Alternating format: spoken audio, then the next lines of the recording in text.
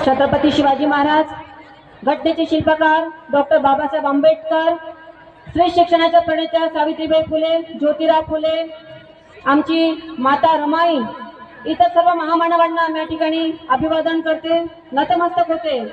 आज उमेद महाराष्ट्र राज्य महिला व कर्मचारी संघटनेच्या माध्यमातून या ठिकाणी फार मोठ्या प्रमाणात आमच्या महिला सखी या ठिकाणी उपस्थित झालेल्या आहेत आणि या उपोषणाला कुठे पाठिंबा दर्शवण्यासाठी आम्ही आज या ठिकाणी उपस्थित झालेलो आहोत। आजच्या या व्यासपीठावर उमेद महाराष्ट्र राज्य संघटनेचे या ठिकाणी उपस्थित सर्व सन्माननीय पदाधिकारी, कर्मचारी आणि मोठ्या संख्येने या उपोषणाला, या लढ्यामध्ये सहभागी होणाऱ्या प्रत्येक गावागावातून आलेल्या माझ्या सगळ्या महिला सखी, आपल्या सगळ्यांचं मी या ठिकाणी कौतुक करते। संविधानानुसार आपल्या हक्काधिकाराची लढाई आपण लढली पाहिजे आणि त्या दृष्टीने घरातील कामकाज, लहान मुलांना, बिमार लोकांना बाजूला ठेवून आज आपण आपलं गाव सोडून, घर सोडून या ठिकाणी या लढ्यामध्ये सहभागी झालात, हे खरोखर कौतुकास्पद आहे। आमच्या वणी विधानसभा क्षेत्राचे सन्माननीय आमदार संजय वेरकर यांच्याकडे आमच्या काही महिला भगिनींनी निवेदन दिलं होतं आणि या विधान भवनामध्ये बहुतेक प्रश्न, तारांकित प्रश्न मांडणार आहेत आणि आपल्या ज्या मागण्या आहेत त्या खरोखर रास्त आहेत। आमच्या महिला सखींना गावागावात फिरताना, मेहनत करताना मी बघितलेलं आहे। एवढी मोठी लिखापडी, फार मोठं कामाचा बोजा हा आपल्या सगळ्यांवर आहे हे मला ज्ञात आहे आणि आपण ज्या मागण्या सरकारला मागितल्या आहेत की उमेद हे कायमस्वरूपी असावं आणि आपल्या कॅडर बेस मध्ये सहभागी ICRP, कृषी सखी, पशु सखी, बँक सखी इत्यादी सर्व आमच्या महिला सखींना परमनंट करण्यात यावं, मानधनामध्ये वाढ करण्यात यावी आणि काम करत असताना जर कुठे शारीरिक इजा झाली किंवा मृत्यू आला तर त्याचीही भरपाई सरकारने दिली पाहिजे। आणि सन्माननीय मुख्यमंत्री आणि कृषी विकास मंत्री यांना मी विनंती करते की त्यांनी आमच्या या लाडक्या बहिणींना मानधन देण्यापेक्षा आमच्या ज्या हक्काच्या महिला भगिनी आहेत त्यांच्या हक्काचं मानधन त्यांना मिळालं पाहिजे। असे महत्त्वाचे निर्णय या हिवाळी अधिवेशनामध्ये त्यांनी घेतला पाहिजे, तेव्हा खऱ्या अर्थाने देवाभाऊला भाऊ म्हणा, अन्यथा देवाभाऊला पुढच्या वर्षी राखी बांधू नका, हे कायम लक्षात ठेवा। राखी त्याला बांधली पाहिजे की जो आपल्या बहिणीच्या रक्षणासाठी कायम तिच्या पाठीशी हक्काने उभा राहतो, तो खरा भाऊ। फक्त स्वतःच्या स्वार्थासाठी मानधन देऊन मतांची बेरीज करण्यात येत असेल तर हा भाऊ आपल्या हक्काचा भाऊ असू शकत नाही। आपण महिला भगिनी हे लक्षात ठेवलं पाहिजे आणि मी आपल्या सगळ्यांना विनंती करते की आता उडी मारली त्या या लढ्यामध्ये तर आपल्या मागण्या पूर्ण होईपर्यंत बसा, उठू नका, आम्ही तुमच्या सोबत आहोत। जी काही मदत लागेल मी भावना आश्वासित करते की मी आपल्या सगळ्यांच्या पाठीशी तनमन धनाने या ठिकाणी आहे आणि सन्माननीय आमदार साहेबांना विनंती करेन की उद्याच्या दिवशी त्यांनी हा प्रश्न विधानसभेत मांडावा। आपल्या सगळ्यांचं कौतुक करून या ठिकाणी माझ्या शब्दांना पूर्ण विराम देते। जय हिंद, जय भीम, जय महाराष्ट्र। धन्यवाद मॅडम, आपल्या सर्वांचा पाठिंबा आहे म्हणून आमच्या सर्व भगिनी आज या ठिकाणी आपल्या सर्वांना पाठिंबा देण्यासाठी या ठिकाणी बोलवलंय। आमचा आवाज आपण हा विधानसभेत मांडावा आणि आमच्या माता भगिनींना रात्री मुक्काम करण्याची वेळ येऊ देऊ नये ही एक विनंती आपल्या सर्वांच्या माध्यमातून विधान सभेमध्ये पोहोचेल, ही एक आमची विनंती आहे, अर्ज आहे। या ठिकाणी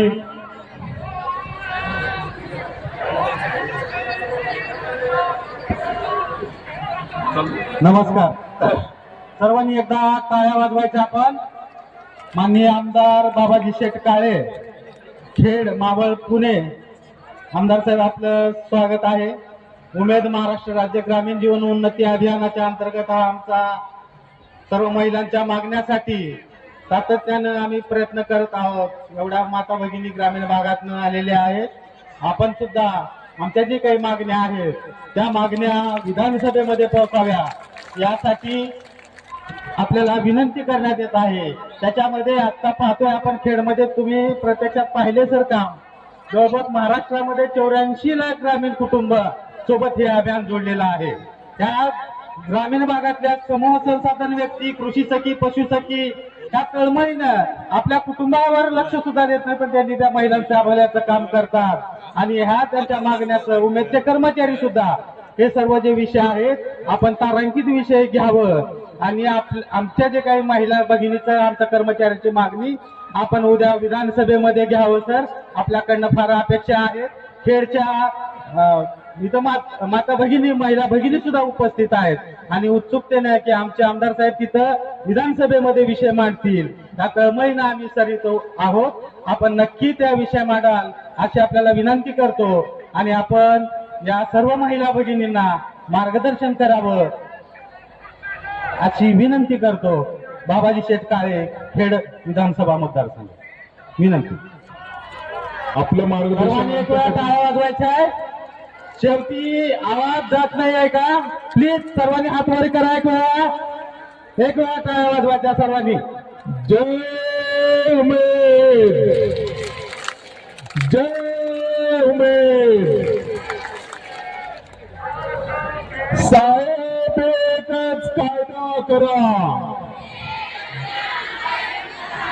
साहेब एकच कायदा करा. साहेब आमच्या या मागण्या लक्षवेधीच्या माध्यमातून आपण विधानसभेत द्याव्यात, मांडाव्यात आणि आमच्या माता भगिनींना संध्याकाळी इथं मुक्काम करण्याची वेळ येऊ देऊ नये ही एक विनंती आपल्या समोर आम्ही करतो आणि साहेबांना विनंती करतो की त्यांनी या ठिकाणी मार्गदर्शन करावं.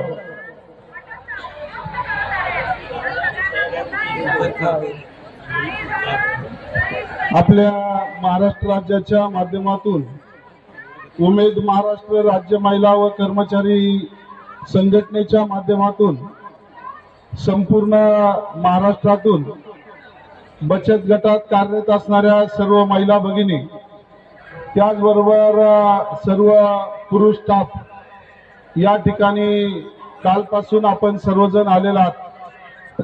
खऱ्या अर्थानं हा काही स्वागत करण्याचा विषय नाहीये, परंतु एवढ्या मोठ्या संख्येनं आपण आपलं घरदार सोडून आपल्या मागण्या या ठिकाणी शासनानं मान्य कराव्यात म्हणून अधिवेशन कालावधीमध्ये आपण या ठिकाणी आलेला आहात. आपणा सर्वांना मनापासून धन्यवाद देतो. माझ्याही खेड तालुक्यातून या ठिकाणी सर्व महिला भगिनी आणि पुरुष स्टाफ या ठिकाणी आलेले आहेत. महाराष्ट्राच्या विधानसभेमध्ये विधिमंडळामध्ये काम करत असताना अनेक कायदे, अनेक योजना, अनेक निर्णय या ठिकाणी घेतले जातात आणि त्याच माध्यमातून तुमच्या या ज्या सर्व मागण्या आहेत यासाठी शासनानं निर्णय घ्यावा म्हणून एवढ्या मोठ्या संख्येनं तुम्ही सर्व महिला भगिनी आणि सर्व स्टाफ या ठिकाणी आलेला आहात.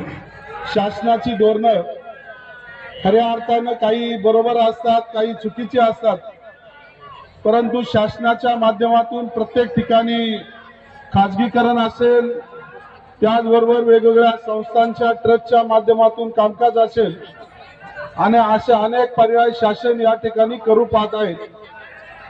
महिला बचत गटाच्या माध्यमातून मी पाहत आहे की तालुका स्तरावर वेगवेगळे बचत गट तयार करून महिलांना स्वयंपूर्ण करण्याचे काम ग्रामीण भागात आपल्याला उमेदबद्दल सर्व माहिती त्या जळगावातून मिळाली असेल तर उमेदच्या खूप थोड्या मागण्या आहेत. आतापर्यंत बऱ्याच मागण्या पूर्ण झाल्या आहेत. 15,000ची मागणी आहे तर तुम्ही ती मागणी पूर्ण करावी.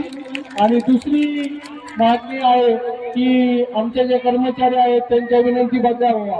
आज कोकणात काही कर्मचारी काम करतात, त्यांचे आई वडील इकडे जळगाव, धुळे, नंदुरबारला आहेत, तर त्यांच्या आई वडिलांची सेवा करण्याची त्यांना संधी मिळावी. त्यांच्या सर्व रिक्त जागेवर त्यांच्या बदल्या व्हाव्यात. आणि शेवटची मागणी जनतेसाठी आहे, गोरगरीब जनतेसाठी आहे की जी 60,000 रुपये समुदाय गुंतवणूक निधी मिळतो. तर आमची विनंती आहे की आपण या निमित्ताने सर्व महिलांना मार्गदर्शन करा.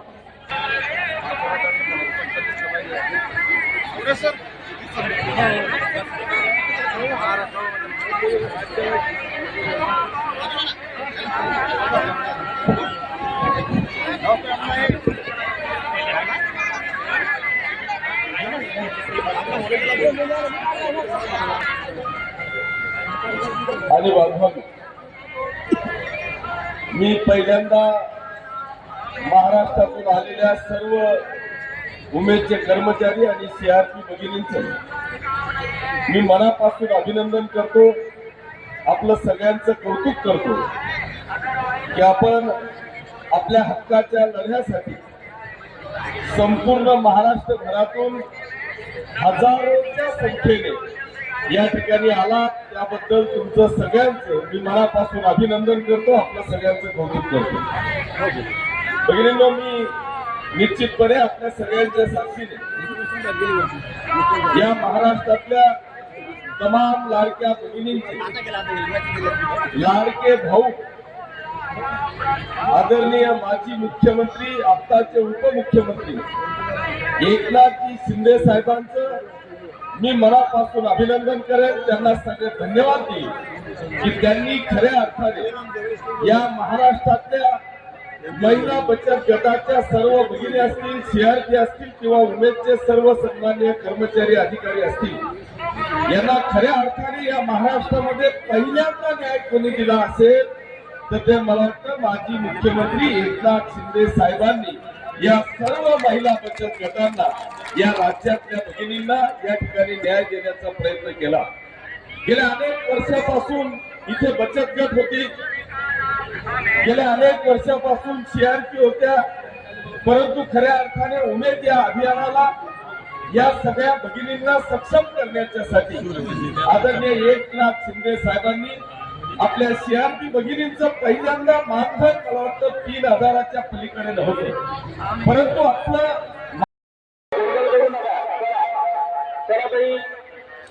गोंधळ करू नका. कृपया स्टेज बाहेर असलेच आहे. गोंधळ करू नका. येईल आपल्याला प्लीज विनंती, सर्वांना आपण खाली जावं. मान्य करू नका. आपण वेळ दिला, नक्कीच आपला शिस्त जे आहे ते शिस्त पाळा. आपले विषय मध्ये आपण घ्यावं. हॅलो करतो.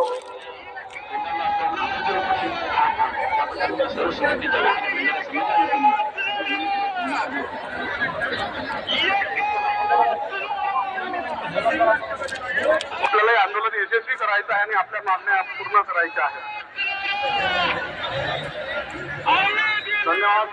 अर्धे लोक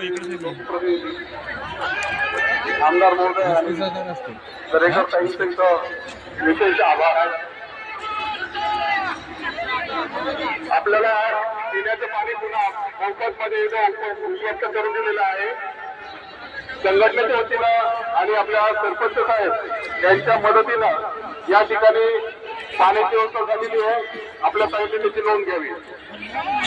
ऑपरेटर, अंगणवाडी सेविका, मदतनीस असं कुठलंही डिपार्टमेंट नसेल की त्या डिपार्टमेंटला आदरणीय मंगेश जाधवांमार्फत त्याचं काम झालेलं नसेल.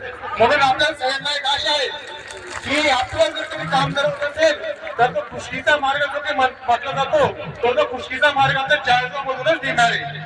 अशी आम्हाला 100% गॅरंटी आहे की आपल्या उमेदचा हा विषय जवळपास मागच्या 10 ते 12 वर्षापासून अतिशय ज्वलंत आहे.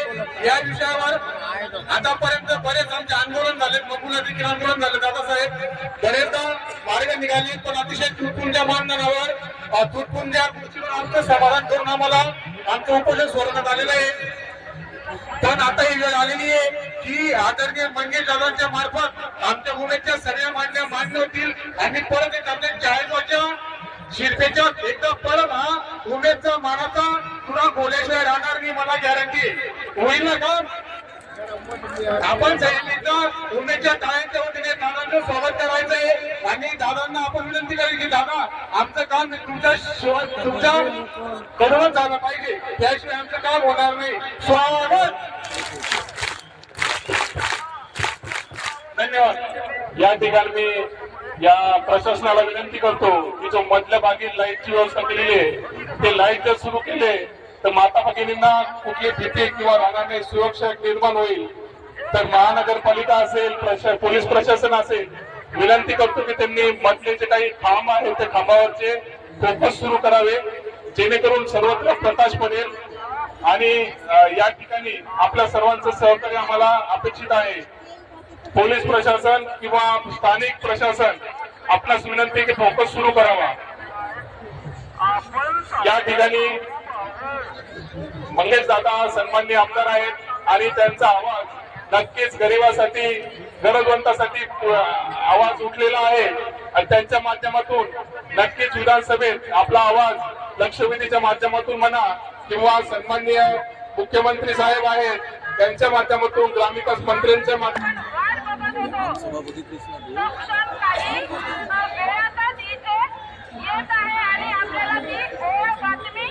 आज अखंड महाराष्ट्राच्या कानाकोपऱ्यातून आलेल्या या तमाम आमच्या सगळ्या भगिनींना सर्वप्रथम मी नतमस्तक होऊन आजच्या या उमेदच्या महाराष्ट्र राज्याच्या या महिला आणि सर्व कर्मचारी संघटना यांच्या माध्यमातून आज आपण या नागपुरात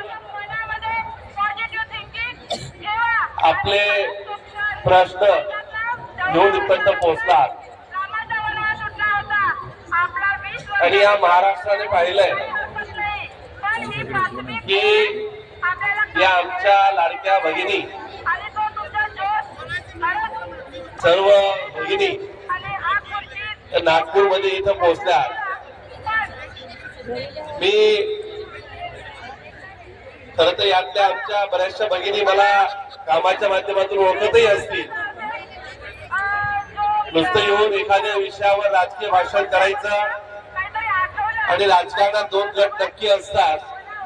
म्हणजे तुम्ही गेल्या अनेक वर्षापासून पाहताय उमेद अभियान ज्या दिवसापासून चालू झालं उमेदला खऱ्या अर्थाने ताकद देण्याचं काम कोणी केलं, कोणाच्या काळात झालं. केंद्रापासून तर राज्याने जे महिला सक्षमीकरण हे फक्त बोलायचं आणि खऱ्या अर्थाने महिला सक्षम झाल्या नाही पाहिजे अशी पॅरलल व्यवस्था राज्यकर्त्यांनी गेल्या अनेक वर्षापासून आपण करताना पाहिली. अनेक राज्यात स्थित्यंतरे बदलली, सरकार बदलली, काहींनी फक्त आश्वासनं दिली आणि त्या आश्वासनांची पूर्तता ही न होताना देखील नुसतं उमेदच नाही राज्यातले अनेक प्रश्न अशीच प्रलंबित ठेवण्याचं काम काही राज्यकर्त्यांनी केलं.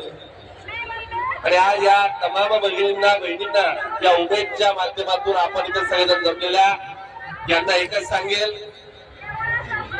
की तुम्ही ज्या कारणासाठी इथं जमला आहात तुमच्या या सगळ्या ज्या प्रमुख मागण्या आहेत मी